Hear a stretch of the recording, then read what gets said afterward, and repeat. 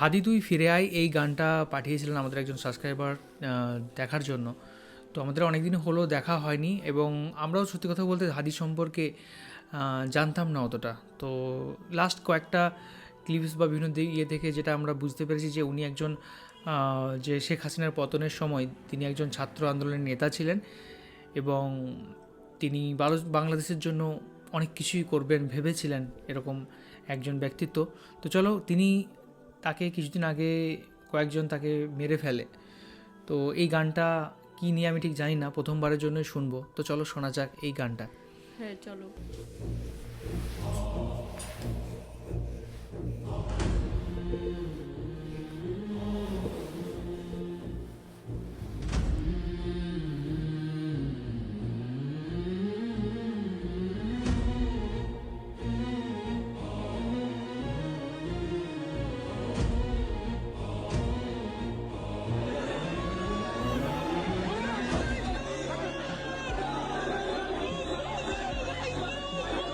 হাতে তুই ফিরে আয় আবাবিল শহীদের জমিনে শহীদের মঞ্জিল আজানের সুরে সুরে ডাক উঠে আয় আয় লক্ষ মিনার ঢেউ তুলে ভোর সন্ধ্যায় পবিত্র রক্তেই ধুয়ে মুছে সাফ সব চারিদিকে ইনসাফ মুক্তির কলরব ইনকিলাবের জয় জয় কোটি হাদিদের এই দেশে ফেসিবাদ ফিরবে না কবু ফেসিবাদ কবরের সূচনা কে করলেন লাল সবুজের জয় পতাকা ধরলেন মানবতা মানুষের জয়গান কই মেলে বিপ্লবী হাদিদের সন্ধান কই মেলে বিপ্লবী হাদিদের রোমহর্ষকর একটা গান, সত্যি ওয়ার্ডসগুলো খুব সুন্দর। সবাই ন্যায় নীতি ইনসাফ কোথাও নাই নাই দু চারটা শুয়োরের মাতলামি থাক থাক চামচিকা তেলা পোকা গোনাতে ফেসিবাদ কবরের সূচনা কি করলেন লাল সবুজের জয় পতাকা ধরলেন মানবতা মানুষের জয়গান কই মেলে বিপ্লবী হাদিদের সন্ধান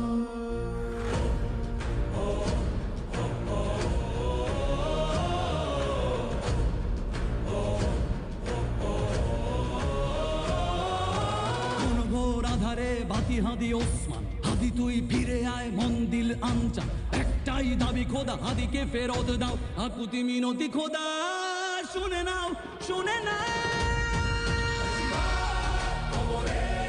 সূচনা কে করলেন লাল সবুজের জয় পতাকা ধরলেন মানবতা মানুষের জয়গান কই মেলে বিপ্লবী হাদিদের সন্ধান আজ বড় দরকার তোর তেজ চেতনা শুনিস না 16 কোটি জনতার হাহাকার হাদি তুই ফিরে আয় আবাবিল কই শেরে আলী খোদা কই জন স্বামী ছিল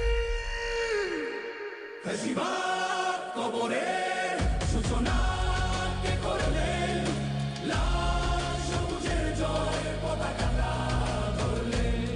ধরলেন মানবতা মানুষের জয়গান কই মেলে বিপ্লবী হাদিদের সন্ধান কই মেলে বিপ্লবী হাদিদের সন্ধান কই মেলে বিপ্লবী হাদিদের সন্ধান।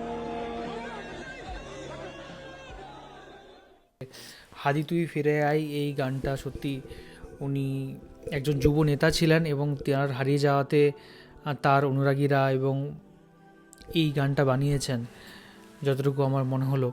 এবং গানটা সত্যিই রোমহর্ষকর এবং গানটা সত্যিই খুব সুন্দর। আর এটাও দেখে বুঝতে পারছি যে ওসমান হাদি এনাকে সবাই কতটা ভালোবাসতেন, তাই না? অ্যান্ড এনাকে যেটুকু আমরা শুনেছি, খবর পেয়েছি যে এনাকে কেউ গুলি করে হত্যা করে কোনো আততায়ী। তো তিনি সিম্পলি হয়তো কোনোটা জায়গায় যাচ্ছিলেন, তখন তাকে গুলি করে হত্যা করা হয়। তো এটা সত্যিই কষ্টকর। একজন যুব নেতা যার খুবই ইয়াং বয়স, তিনি হয়তো দেশের জন্য অনেক কিছু করতে পারেন, তিনি এইভাবে করতে পারতেন, করেছিলেন প্লাস করতে পারতেন, তাকে কিন্তু এভাবে চলে যেতে হলো। কারণ এটা সত্যি মানে একটা খারাপ জিনিস এটা। তো তোমার কেমন লাগলো গানটা প্লাস বলো।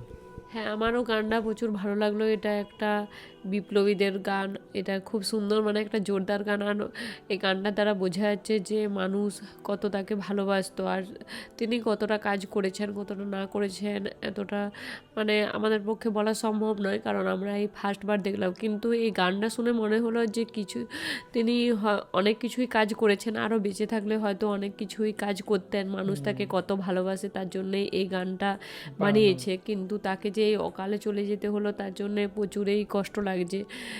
এই গানটা শুনে আমার ভালো লাগলো। আপনাদের কেমন লেগেছে অবশ্যই জানাবেন। একদমই অবশ্যই জানাবেন। আর সব দেশে শান্তি ফিরে আসুক, সব দেশের এই যে ঘটনাগুলো ঘটে, যেগুলো মানে আমাদেরকে নাড়া দিয়ে দেয় বা মানুষকে কাঁদায়, মানুষকে ভাবায়, তো এই জিনিসগুলো বন্ধ হওয়া কিন্তু অবশ্যই উচিত। যে কোনো দেশের মানুষের কাছে যেন পাওয়ার থাকে এবং শুভ বুদ্ধি সম্পন্ন মানুষের সবাই কাছে যেন যেন পাওয়ার উপযুক্ত থাকে, বিচার পায়, মানে এটাই দরকার। যেমন কাজের যদি কেউ খারাপ কাজ করে সেটারও যেমন উপযুক্ত বিচার পায়, আর ভালো কাজ করলে তো তাকে তো মানুষ ভালোবাসবেই, সেরকম যেমন যথার্থ কাজের যথার্থ বিচার হয় আর দেশে শান্তি বজায় থাকে, এটা চাইবো। একদমই। তো এই ছিল আজকের video. Thank you so much video recommend করার জন্য। আর কোন কোন ভিডিওর উপর আমরা রিয়েক্ট করতে পারি সেটা অবশ্যই কমেন্ট করে জানাবেন। তো সবাই খুব ভালো থাকবেন, সুস্থ থাকবেন, দেখতে থাকবেন আমাদের চ্যানেল। টাটা। টাটা।